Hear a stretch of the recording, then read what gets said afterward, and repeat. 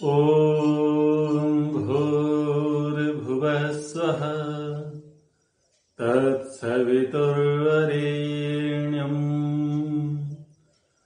भर्गो देवस्य धीमहि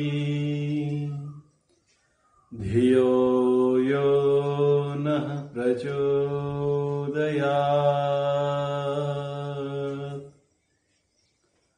महाभारत की अध्ययन कक्षा में आप सभी का स्वागत है।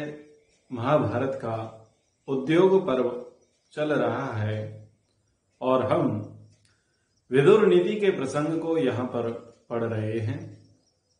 महात्मा विदुर के द्वारा महाराज युधिष्ठिर धृतराष्ट्र को धर्म संबंधी, नीति संबंधी, व्यवहार संबंधी उपदेश दिए जा रहे हैं, जिनका हम श्रवण करके लाभ उठाने का प्रयास करें। 6 संख्याओं में उपदेश महात्मा विदुर का चल रहा है और उन 6 संख्याओं को आगे बढ़ाते हुए पढ़ते हैं। अर्थागमो नित्यम अरोगिता च प्रिया च प्रिया प्रियवादिनी च वस्यस्य पुत्रोर्थकरी च विद्या षड्जीव लोकस्य सुखानि राजन। 6 बातें इस मनुष्य लोक में विशेष सुखकारी होती हैं और जो व्यक्ति इन 6 बातों से संपन्न रहता है वह दुर्लभ है। यानी कोई बिरला ही ऐसा व्यक्ति होगा जिसको 6 प्रकार के सुख इस संसार में मिल पाते हो। तो पहला कहा धन प्राप्ति। व्यक्ति को धन की प्राप्ति हो जावे। कैसा धन? वो धन जिससे परिवार का कुशलता पूर्वक भरण पोषण हो सके, सामाजिक दायित्वों का निर्वाह कर सके, राष्ट्र की उन्नति प्रगति के लिए अपना आर्थिक सहयोग दे सके, धर्म के लिए दान कर सके और वो जो धन है जो प्राप्त किया गया है वो धर्म पूर्वक हो। ऐसे धन की प्राप्ति होना और ऐसे धन को प्राप्त करके इस प्रकार के प्रयोजनों को सिद्ध करना ये बड़ा दुर्लभ है। और उसमें कहा कि निरोगिता। प्राय व्यक्ति धन कमाने के लिए लग जाता है, लेकिन धन कमाने के पीछे वो अपने स्वास्थ्य पर तनिक भी ध्यान नहीं देता। ना तो उसके सोने का समय है, ना उसके उठने का समय है, ना उसके खाने का सही समय, ना उसके पीने का सही समय है। ना तो ठीक समय पर वो नींद ले पाता है, ना ही ठीक समय पर वो आराम कर पाता है, ना ही ठीक समय पर वो व्यायाम कर पाता है। और तो और सुखपूर्वक प्रभु का वो चिंतन भी नहीं कर पाता। किसकी चिंता में? धन की चिंता में। इस कारण से उसको रोग हो जाते हैं। या तो उसे शारीरिक रोग होते हैं अथवा उसे मानसिक रोग हो जाते हैं। तो व्यक्ति को धन की प्राप्ति हो और साथ में निरोगिता, वो निरोगी भी रहे, है ना बहुत बड़ा आश्चर्य। क्योंकि प्राय लोगों के शरीर नष्ट हो जाते हैं अर्थ प्राप्ति में। और संसार का आश्चर्य तो देखो कि व्यक्ति जिस धन को कमाने के लिए अपने स्वास्थ्य पर ध्यान नहीं देता, एक दिन वही स्वास्थ्य आपके धन के बहुत सारे हिस्से को खर्च करवा लेता है। कहने का तात्पर्य क्या हुआ? धन कमाना है लेकिन स्वास्थ्य का भी ध्यान रखना है। क्योंकि ऋषियों ने कहा, विद्वानों ने कहा, मनीषियों ने कहा, पहला सुख निरोगी काया। निरोगी काया होना पहला सुख माना गया। और तीसरे सुख के संबंध में कहा प्रिया च भार्या प्रियवादिनी च। जो पत्नी है वो प्रिय हो, सुंदर रूप वाली हो और सुंदर सीरत वाली हो, अर्थात जिसकी सूरत और सीरत दोनों ही भली हो, उसका व्यवहार, उसका आचरण, उसका बोलचाल प्रिय हो, सुंदर हो, मनमोहक हो और वह प्रिय व्यवहार करने वाली भी हो। प्रायः क्या देखा जाता है कि रूप की सौंदर्यता तो देख ली जाती है, परंतु जो अंदर का रंग है उसकी सौंदर्य नहीं देखा जाता। प्रायः व्यक्ति जो विवाह करता है अथवा किसी स्त्री के प्रति आसक्त होता है, वो उसके रूप से प्रभावित होकर के ऐसा कर देता है। पर जितनी खूबसूरत, सुंदर, ब्यूटीफुल वो शारीरिक रूप से लग रही थी, दिख रही थी, प्रदर्शित हो रही थी, क्या मानसिक रूप से, बौद्धिक रूप से, आंतरिक रूप से, आत्मिक रूप से वो उतनी ही सुंदर है? क्या वो उतनी ही आकर्षक है? क्या वो उतनी ही मनमोहक है? इस पर कोई ध्यान नहीं देता। अब रूप सुंदर है लेकिन गुण अच्छे नहीं है, कर्म अच्छे नहीं है, स्वभाव अच्छा नहीं है, बोलचाल अच्छा नहीं है, तो उस सुंदर रूपवती का क्या करोगे? तो इसलिए कहा, प्रिया च भार्या प्रियवादिनी च।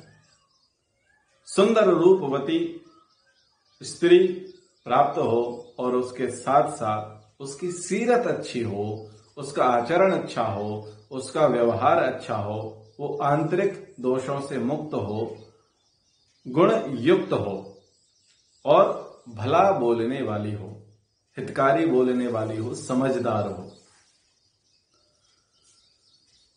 चौथा सुख कहा व्यक्ति के लिए इस मृत्युलोक में, सुत आज्ञाकारी। ऐसा पुत्र जो माता पिता के उद्देश्यों की पूर्ति करने वाला हो अथवा जो माता पिता के आदर्शों पर चलने वाला हो अथवा जो माता पिता की सेवा शुश्रूषा को प्रधानता से अपने जीवन में महत्व देता हो। सुत आज्ञाकारी, ये चौथा सुख है मनुष्य के लिए। पांचवा सुख जो व्यक्ति के लिए कहा गया वह है सुख साधन देने वाली विद्या।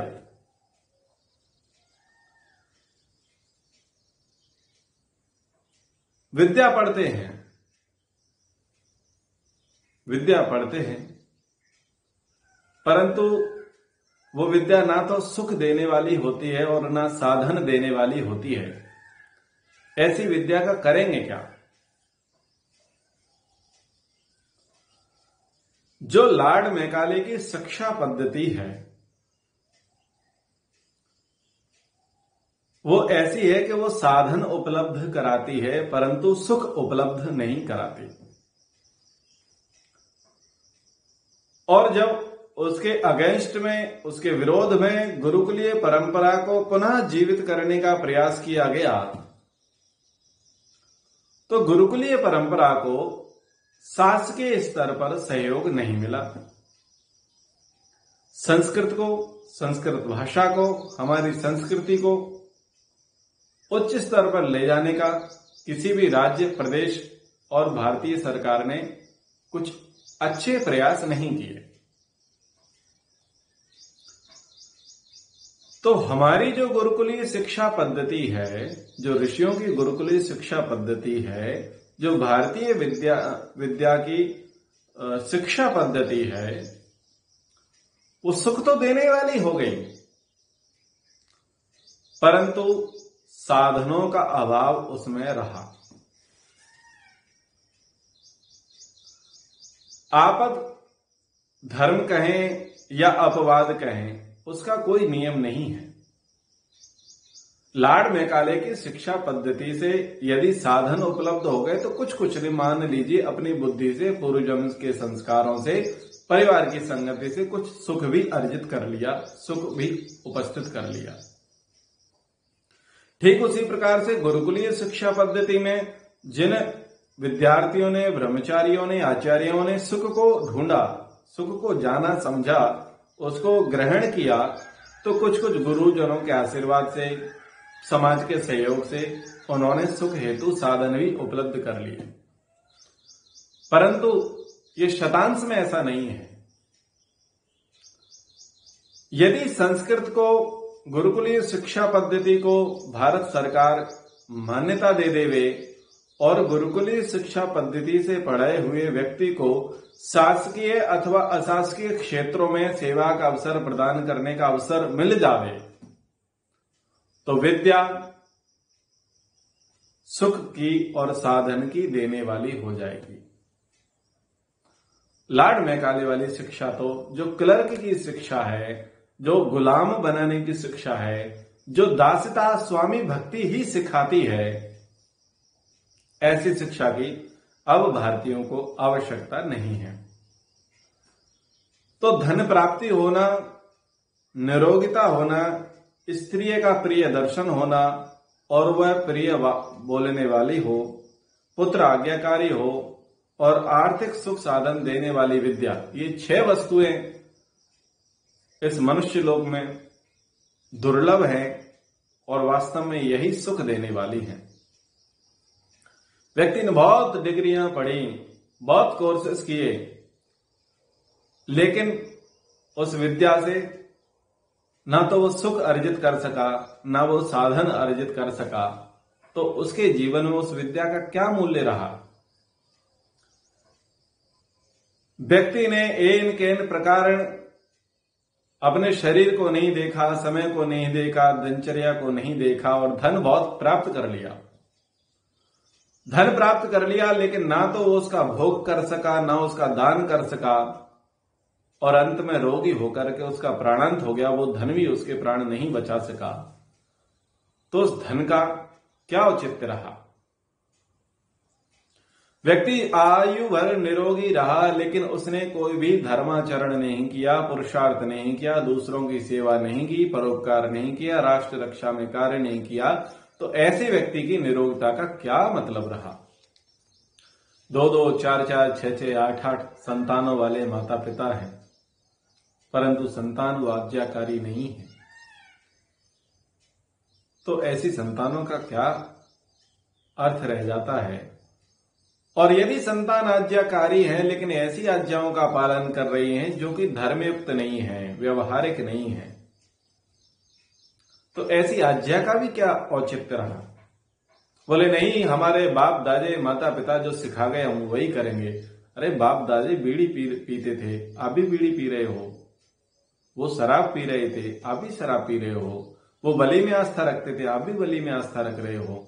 इसको आज्ञाकारी नहीं कहा जाएगा। वो भी अंधविश्वासी थे, वो भी पाखंडी थे,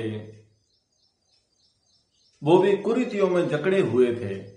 आपने कहा कि हम तो आज्ञाकारी हैं और माता पिता की परंपरा को आत्मसात करते हैं, जीवन में धारण करते हैं, उन्हीं के उद्देश्यों पर चलते हैं, तो बताइए ऐसी आज्ञाकारी संतान होने का भी कोई औचित्य है? तो आज्ञाकारी संतान के लिए तो यह कहा गया कि जो गुण हैं उनको धारण करना, जो द्वेष है उनको छोड़ना है। यदि माता पिता गुरु आचार्य कोई गलत उपदेश दे, गलत बातें बताएं अथवा उनका गलत आचरण व्यवहार हो, तो उसको ग्रहण करना नहीं चाहिए, वो त्याज्य है, उसको छोड़ देना चाहिए। लेकिन ये नहीं पकड़ना चाहिए कि बस हमारे माता पिता जो सिखा गए, गुरु परंपरा, हमारे आचार्य जो सिखा गए, हम सब वही करते जाएंगे। देख तो लो, विचार तो कर लो, आप आज्ञाकारी तो बने हो, वो कहां तक ठीक है, वो कितना ठीक है, इस पर चिंतन तो करना चाहिए। आगे, क्षणम आत्मनि नित्यानाम ऐश्वर्यम यो अधिगच्छति न सा पापै कुतो अनर्थैर युज्यते विजितेन्द्रिय। जो मनुष्य अपने मन में, अपने जीवन में सदा रहने वाले 6 शत्रु काम, क्रोध, मद, मोह, लोभ, इनको वश में कर लेता है और जितेंद्रिय रहता है, तो वो व्यक्ति कभी फिर पाप में लिप्त नहीं होता और उससे होने वाले जो अनर्थ हैं उनसे वो बचा रहता है। आगे कहा आजीविका के संबंध में कि कौन किससे आजीविका अपनी चलाता है।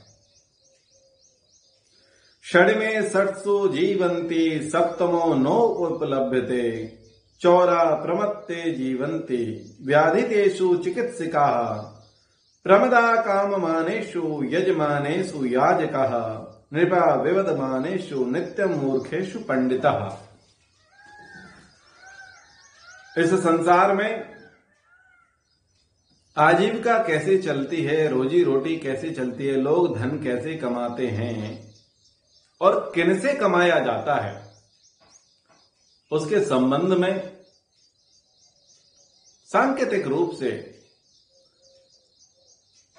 6 क्षेत्रों को चिन्हित करके कहा गया।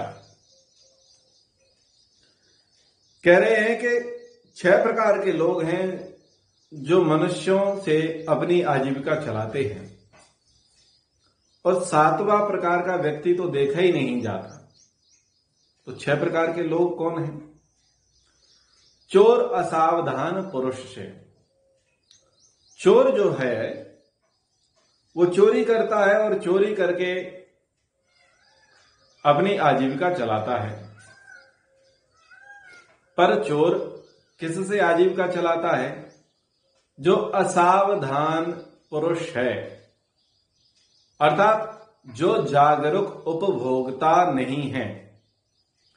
यहां पर चोर का अर्थ ये नहीं है कि जो चोरी करते हैं और डाका डालते हैं और वो अपनी आजीविका चलाते हैं। चोरी तो बड़ा रूप है, लेकिन चोरी के मायने, चोरी के प्रकार बहुत सारे हैं। आजकल एक स्पेशल चोरी चल पड़ी है, उस चोरी का नाम है ऑर्गेनिक। ऑर्गेनिक ऑर्गेनिक ऑर्गेनिक, जैविक जैविक जैविक, उसका प्रचार पूरे मार्केट में छाया हुआ है। लौकी जो पेस्टिसाइड डाल करके बनी, तुरैया, टमाटर, धनिया, पालक, हरी मिर्ची जो पेस्टिसाइड डाल करके ही बनी, लेकिन बोर्ड लगा दिया गया ऑर्गेनिक। 20 रुपए किलो मार्केट का भाव था, लेकिन ऑर्गेनिक का भाव 30 रुपए किलो कर दिया। अब उपभोक्ता को तो पता नहीं है कि ऑर्गेनिक में और पेस्टिसाइड में क्या अंतर है, उससे जो उत्पत्ति होती है उसकी क्या अंतर है। बस माउथ पब्लिसिटी वो ब्रेन वॉश करती है। बोले ये लौकी 20 रुपए की है, ऑर्गेनिक है। व्यक्ति बोला अरे वाह ऑर्गेनिक है, ऐसे बस देखेगा टटोल करके, लाओ 2 किलो पैक कर दो। चावल बोले ऑर्गेनिक है, पता चला चावलों पर पॉलिश थी। कल का एक प्रसंग हमारे साथ घटा। ब्लैक राइस हमको किसी ने दे दिए। हमने कहा कि हम ब्लैक राइस नहीं प्रयोग करते। बोले ऑर्गेनिक है। बोले ऑर्गेनिक हो या नहीं हो, पर हम प्रयोग नहीं करते। बोले नहीं, हमारी इच्छा है, श्रद्धा है, आप ले लीजिए। तो हमने वो चावल उनसे ले लिए। तो कल उन चावलों को हमने पकाने का प्रयास किया तो उसमें से कीचड़ के अलावा कोई दूसरी वस्तु नहीं निकली। कीचड़ कीचड़ कीचड़ और केवल कीचड़। जो गाढ़ा पेंट होता है, कलर होता है, वो कलर उसमें से निकल रहा था। तो मैंने कहा देखो ये मूर्खता लोगों की, ये ऑर्गेनिक के चक्कर में क्या खिला रहे हैं, क्या परोस रहे हैं, क्या खा रहे हैं। तो ऑर्गेनिक एक बहुत बड़ा मार्केट बन गया है जिसमें लोगों को घुमाया जाता है, लुभाया जाता है और उनको मूर्ख बनाया जाता है। तो ये क्या है? ये यहां पर चोरी है। ऐसे ही जितने भी खाद्यान्न पदार्थों में जो मिलावट की जाती है और मिलावट करके मुनाफा जो लिया जाता है, तो ये सब चोरी के अंतर्गत आता है। और ये चोर चोरी किससे कर रहा है? असावधान पुरुष से, यानी ऐसा उपभोक्ता जो या तो ब्रांड की चश्मा लगाए घूमे है, अथवा जो ऑर्गेनिक का चश्मा लगाए घूमे है, अथवा प्रदर्शन का चश्मा लगाए घूम रहा है। उसमें जाता और अपनी बहुत सारी रकम, पूंजी, बहुत बड़ा अर्थ का भाग वो क्षेत्र में व्यय कर देता है और वो ठगा जाता है। तो ये चोरी है। ऐसे ही शासकीय विभागों में, प्राइवेट सेक्टर में, व्यापारिक क्षेत्र में बहुत सारे लोग चोरी कर रहे हैं, डुप्लीकेट माल बना रहे हैं। ये क्या है? ये चोरी है। तो ये चोर लोग किससे अपनी आजीविका चला रहे हैं? असावधान पुरुष से। दूसरा जो आजीविका चलाने वाला है वह है वैद्य। और वैद्य किसके माध्यम से आजीविका चलाता है? रोगी के माध्यम से। तो आज व्यक्ति का खान पान अच्छा नहीं है, दिनचर्या अच्छी नहीं है, आहार विहार अच्छा नहीं है, परिणाम स्वरूप वैद्यों की आजीविका चल रही है। लेकिन आज जो वर्तमान में वैद्य हैं और जो वैद्य पहले हुआ करते थे उसमें बहुत अंतर है। पहले के जो आयुर्वेद के जानकार वैद्य हुआ करते थे वो यदि एक बार किसी रोगी को औषधि दिया करते थे तो लंबे वर्षों तक वह रोग होता ही नहीं था। परंतु आज के जो चिकित्सक हैं, जो डॉक्टर हैं, जो पिशाच जिनको कहा जा सकता है, वो व्यक्ति को ठीक कभी नहीं करते। ज्यादातर बस वो उसे आराम देते हैं और आराम देने के साथ वो अन्य जहर उसके शरीर में प्रवेश करा देते हैं, जो 2 महीने बाद, 4 महीने बाद, 6 महीने बाद एक नई बीमारी को उत्पन्न करके लेकर के आ जाता है और फिर उसकी चिकित्सा, उसकी दुकानदारी, उसका पैसा कमाने का कार्यक्रम चल पड़ता है। जो एलोपैथी चिकित्सा है इसमें मूर्ख लोगों की अधिक भरमार है, क्योंकि उनको पता ही नहीं है कि रोगी को रोग क्या है और रोग का कारण क्या है और उस रोग का निवारण कैसे किया जाएगा। बस टाई लगा ली है, चश्मा लगा लिया है, डॉक्टर की डिग्री बना ली है, मरीज आता है। मरीज ने कहा कि सर जुकाम हो गया है। तो मरीज ने पहले डॉक्टर को बताया कि मुझे हुआ क्या है। डॉक्टर को नहीं पता। उसने कहा अच्छा जुकाम है, नाक बहती है, खांसी आती है, बलगम आता है, छींकें आती हैं, सिर दर्द होता है। बस वो आपसे सिम्टम पूछ रहा है और वो 4-5 प्रकार की दवाइयां देता है। ये सुबह खाना है, दोपहर खाना है, शाम को खाना और 7 दिन बाद दिखाना।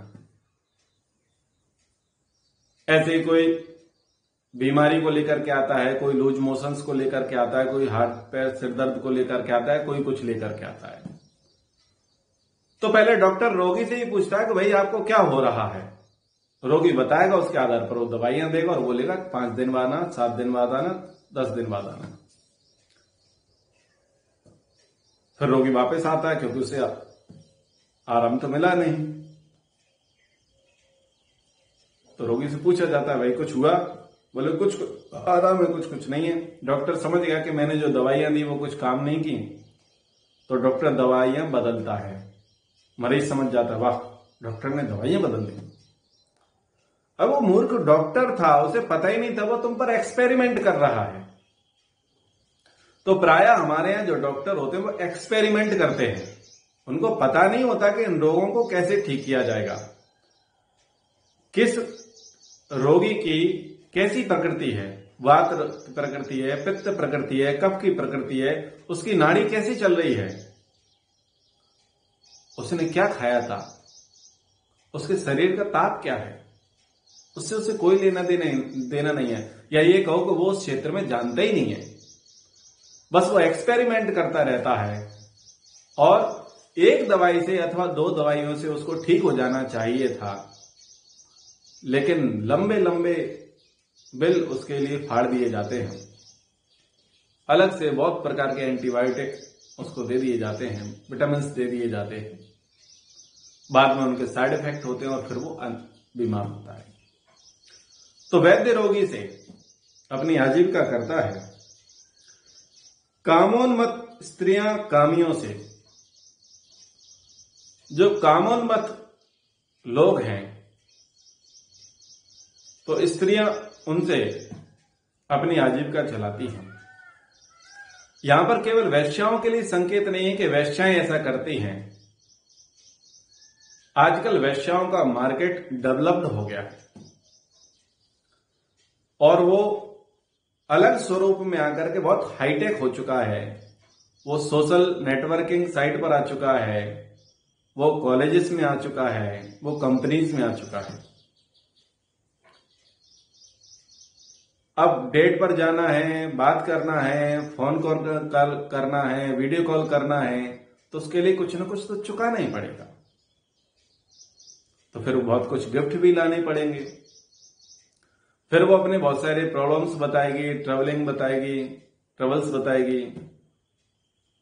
और चूंकि कामोन्मत्त हैं तो उसकी फरमाइशें पूरी करेंगे। तो ऐसे वो लगभग 1 वर्ष तक, 2 वर्ष तक उस व्यक्ति को चूसती रहेगी। अब वो काम की वासना की कितनी उसको तृप्ति देगी नहीं देगी वो एक अलग विषय है, लेकिन चूसना उसका बिल्कुल चलता रहेगा। जब उसको लगेगा कि भाई इसको चूस लिया है, अब इसका आगे कोई सामर्थ्य नहीं बचा, तो फिर वो किसी और पुरुष को ढूंढेगी। और जब इन चीजों से भी काम नहीं चलता तो फिर ब्लैकमेलिंग वाला धंधा शुरू हो जाता है। तो ये ना सोचें कि ये जो कामोन्मत्त स्त्रियां हैं वो कामियों से ही आजीविका चलाती है, यानी ये केवल वेश्याएं ही हैं। आजकल ये हाईटेक हो चुकी हैं। बहुत सारे लड़के लोग सुसाइड कर लेते हैं दबाव के कारण। बहुत सारे लोग कर्जे में चले जाते हैं, बोले क्यों, वो मेरी मित्र है, मेरी गर्लफ्रेंड है, मेरी प्रेमिका है और उसकी ऐसे ऐसे सहायता करनी है, तो कर्जे में डूब जाते हैं बहुत सारी चीजें। और वो क्या कर रही हैं, वो अपनी आजीविका चलाती हैं केवल उनसे और कुछ नहीं। खुद का स्वयं का सामर्थ्य नहीं है कि वो 10,000 का फोन भी खरीद करके रखें, परंतु वो इस विधा से वो कामियों को लुभाती हैं और आईफोन मेंटेन करती हैं। तो ये आजीविका चलाने के उनके साधन हैं जो बहुत हाईटेक हो चुके हैं। पुरोहित यजमानों से। पहले जो पुरोहित हुआ करते थे वो पुराहित, दूसरे का हित करने वाले भावना से कार्य किया करते थे। अपने यजमान का हित हो ऐसी पूरी निष्ठा, पूरी भक्ति, पूरी श्रद्धा उस पुरोहित की हुआ करती थी और उसके लिए वो भक्ति पूर्वक बिल्कुल कर्मकांड अनुष्ठान प्योरिटी, शुद्धता, पवित्रता के साथ किया करते थे। परंतु आजकल के जो पुरोहित हैं वो यजमान को लुभाते हैं कि तेरे पर 7.5 चल रहा है, तेरे पर ढैया चल रहा है, तुझ पर राहु की दशा है, तुझ पर केतु की दशा है, तेरा शनि बिगड़ गया है, तेरा मंगल बिगड़ गया है, तेरा गुरु तुझ पर भारी है, तुम्हारे घर में हवा अच्छी नहीं है, वातावरण अच्छा नहीं है, वास्तु कराना पड़ेगा, शांति कराना पड़ेगा, तुम बार बार रोगी होते हो, तुमको महामृत्युंजय का पाठ कराना पड़ेगा, तुम्हारे घर की उन्नति प्रगति नहीं हो रही है, संभवतः तुम्हारे यहां कोई पुराना व्यक्ति ऐसा था जिसकी मुक्ति नहीं हुई है, तो उसकी मुक्ति के लिए तुम्हें गरुड़ पुराण, गीता का पाठ और भागवत का पाठ कराना पड़ेगा। तो ऐसे पुरोहित होते हैं जो यजमानों को से अपनी आजीविका चलाते हैं, क्योंकि यजमान जब धार्मिक नहीं होगा, विद्वान नहीं होगा, तो उसको पुरोहित भी ऐसे ही मिलेंगे जो उससे आजीविका चलाएंगे। तो ये पुरोहित यजमान से आजीविका चलाता है। राजा झगड़ने वालों से। राजा जो लोग झगड़ते हैं उन झगड़ने वालों से कौन आजीविका चलाता है? राजा चलाता है। आज के समय में आजीविका किसकी चल रही है झगड़े के मामले में? पुलिस की और वकीलों की। ये पुलिस वाले और वकील वाले इसीलिए बैठे रहते हैं कि कोई झगड़ा तो करे, और वो झगड़ा करे तो हम अपने पेट का भरण पोषण करें। तो झगड़े चलते रहते हैं और इनका खाना पीना चलता रहता है। और विद्वान पुरुष मूर्खों से, जो विद्वान पुरुष है वो किससे आजीविका चलाता है? वो मूर्खों से चलाता है। तो ये यहां पर हमने 6 दोषों के विषय में, 6 सुखों के विषय में और 6 प्रकार की आजीविका के विषय में आज की कक्षा में चर्चा की। आगे और चर्चा करेंगे। आज की कक्षा को हम यहीं विराम करते हैं। ओम सर्वेभ्यो नमः।